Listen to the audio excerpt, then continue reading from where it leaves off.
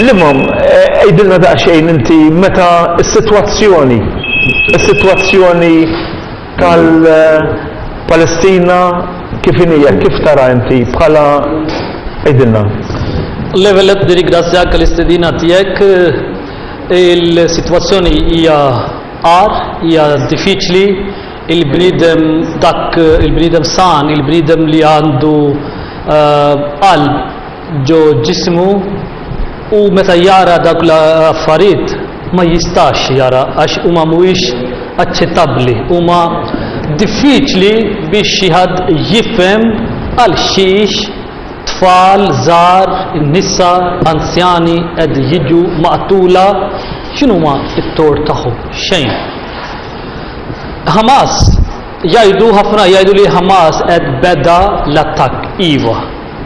Nikkundannaw dak li jagħmel Hamas għax l-Iżlam bħala reliġjon ma permettix l-attakk offensiv fuq ħadd. Terrorizmu le? Le, żgur li le, għax offensiv. Ġifieri il-Musulmani ma jippermettux terrorizmu. Żgur li le, għax l-Iżlam huwa reliġjon ta' paċi, il-kelma Islam ifisser il-paċi.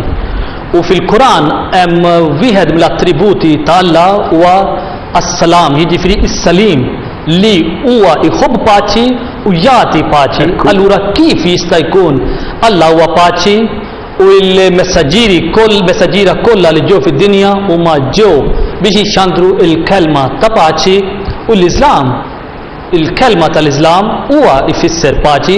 Allura kif jista' jkun ir-reliġjoni Iżlamika qed tappermetti l-estremizmu jew violenza? Għall-inqas anke l-attakk offensiv li beda il-Hamas fuq Iżrael l-Iżlam ma jippermettix, hija ħażin. Imma għandna wkoll meta naraw sitwazzjoni sħiħ, niżnu s-sitwazzjoni, nifhmu għal xiex waslu sa tali punt. U wkoll importanti, naħseb din hija inġustizzja għal kważi 70 sena. 70 sena. Ġlied, qattil, tixrid ta' dem, nuqqas ta' drittijiet umani, drittijiet bażiċi tal-ilma, jiġifieri m'għandhomx biex jixorbu l-ilma safi. Allura x'għandhom? Xejn. L-att tagħhom qed tieħed minn ħaddieħor. U mhux dak li qed ħadu, imma jridu iktar u iktar u iktar. Jiġifieri mhux biżejjed dak li għandhom, imma jridu iktar u iktar. Fejn dik in-nies se jispiċċaw?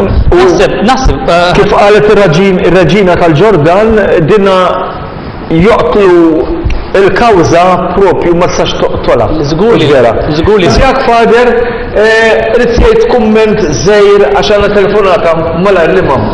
Levelet naqbel ħafna dak li għalu il-Father Colin u Father Lihor Girlando. Importanti huwa li meta naraw hemm nar li taqbad fid-dar, level importanti li naraw it-tifi ta' nar. Inpoġġu l-ilma fuq in-nar. Imbagħad naraw min beda din in-nar u minn fejn u xi kienet kawża. Issa naħseb dik fimt dak li qed ngħid, il-level huwa importanti li nitfgħu id-dar nitfu n-nar. Nar. Titfi n-nar. Titfi n-nar. Mhux nar qed jitfu? Le. Irid jaqa' fil-ġlied. Ngħid issa fil-ġlied. Naħseb il-dinja kollha fallit, l-umanità fallit. Għax issa qegħdin naraw in-nies, it-tfal, iż-żgħażagħ jiġu imqatla.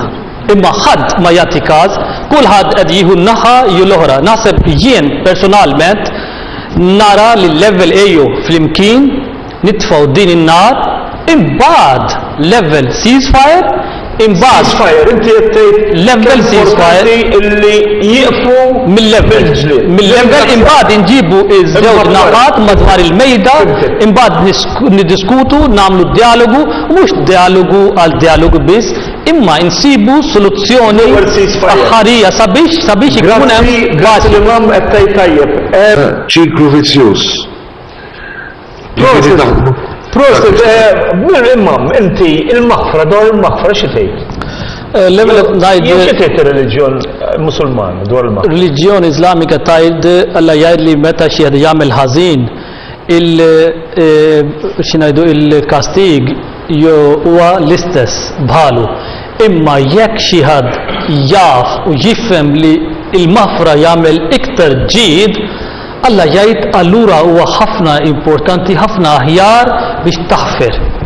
Jekk il-maħfra jġib tjubija, allura dejjem taħfru u ma tridux biex iġibu xinajdu il-revenge. Fader Gillandu qal ħaġa ġifieri tieni punt li qal li vera m'hemmx paċi mal ġustizzja, però mbagħad qal ħaġa importanti oħra illi speċi kemm importanti dik illi maħfra bla Però li qed jgħid li mam huwa illi jekk il-maħfra. Il-punt jien nixtieq ġifieri qiegħda ċara daqs kemmi ċara Kristu illi jgħid fir-reliġjon ma rridx nagħmel Kristu għalih il-maħfra hija kondizjonata. Fil-fatt fuq is-salib ħafer minn ma talab ġustizzja. Issa li qed jgħid li mam huwa jekk il-maħfra ħaġġib il-ġid iktar valla pena taħfer milli ma taħfirx. Nirringrazzjak. U anke Alla jgħid fil-Qur'an Muqaddas as-sulħu ħer, jiġifieri il-paċi, il-slim u rikonċilazzjoni huma ħafna aħjar biex xi ħadd iġib vendetta. Naħseb mingħajr maħfra, tini sekonda jekk għax maħfra huwa importanti. Maħfra l-Islam bħala reliġjon jenfasizza ħafna. Alla jgħid fil-Qur'an Muqaddas Alla huwa bla kondizzjoni dik bla kondizzjoni iva kulħadd mingħajr ma tieħu ġustizzja taħfer. Iva, il-bnidem jista' jekk jagħmel dak u jifhem li se jġib tjubija fis-soċjetà, allura għax jekk pereżempju tbatejt jien personalment, imma il-maħfra jġib tjubija u l-ġid fis-soċjetà, allura jien persuna imma s-soċjetà hija sħiħa, allura għal-ġid tas-soċjetà sħiħa jekk inċedi huwa ħafna aħjar, għax ħafna drabi naħseb dawn l-affarijiet jiġru meta ħadd ma jċedi u ħadd ma jista' u jrid jib. Nirringrazzjak. Biġwanina tallimt mill-imam illum illi l-Islam jaċċetta l-wieħed jaħfer anki jekk ma jkunx hemm ġustizzja miegħu għal ġid komuni li joħroġ minn dik il-maħfra li huwa jagħmel. X'ikun hemm inġustizzja ma' persuna jekk fimt sew jiena. Fimtu sew ġifieri hekk tgħid. U hekk ġarab, nagħtik eżempju meta il-profeta Dis Muhammad emigra minn Mekka għal Medina u imbagħad kien hemm battalji bejn il-dewwa tiegħu u fl-aħħar meta mar lura l-Mekka bħala rebbieħ u qal li kulħadd lil kulta mafra lil kulħadd. Hemm kienu nies li anke qatlu s-siju tal-profeta, kien hemm nies li anke qatlu bintu, imma ta' il-mafra lil kulħadd għax il-mafra kienet l-aħjar għażla li ġabet paċi fis-soċjetà fin-naħa kollha. Allura għal-ġid komuni hekk għamel u għalli illum u talab lin-nies tal-li ġab li kienu hemmhekk fil-Mekka li xi tridu minni. Għallu aħna jridu il-mafra kif il-profeta Giuseppi ħaffer lil Ħutu kollha. Dik hija l-mafra għax il-profeta Giuseppi wkoll ħaffer il-Ħutu u Iva u dik ukoll ġab ħafna tujubija u l-imħabba u l-ġid. L-istess sar fil-Mekka meta il-profeta ħaffer lil kulħadd dan ġab ħafna u ħafna ġid fis-soċjetà għax jekk u rid u kellu kull dritt għax dawk in-nies li kienu qattila kellu kull dritt biex iġibuhom quddiem il-ġustizzja imma qal li illum qed naffer lil kulħadd u dik il-mafra ġabet ħafna tjubija li mħabba u rispett bejn in-nies kollha imbagħad baqgħu hemmhekk fis-slim u fil-paċi. Edha tiġi malma bizzejet fil-tara dil-maħfra inti mhux indibista ġifieri. Dik hija sfortuna li l-mexxejja ta' dinja Iżlamika iktar min jiffukaw fil-mafra u tjubija qed jgħidu jew jitkellmu fin-naħa l-oħra jiġifieri biex wieħed jieħu revenge jew wieħed juri is-saħħa tiegħu. Naħseb l-aħjar huwa li llum jekk nispjega b'mod ieħor li llum il-ġurnata il-problemi fid-dinja Iżlamika mhuwiex minħabba reliġjon. Hija minħabba li aħna l-Musulmani ma nipprattikawx it-talim tal-Iżlam kif suppost. Jekk il-bniedem xi ħadd qal li mhux importanti li nagħtu nitkellmu fir-reliġjon, naħseb il-reliġjon hija għodda bis-saħħitha. Ma tkun tafa sew. Iva, dik importanti. Tafa fis-sens tgħixha.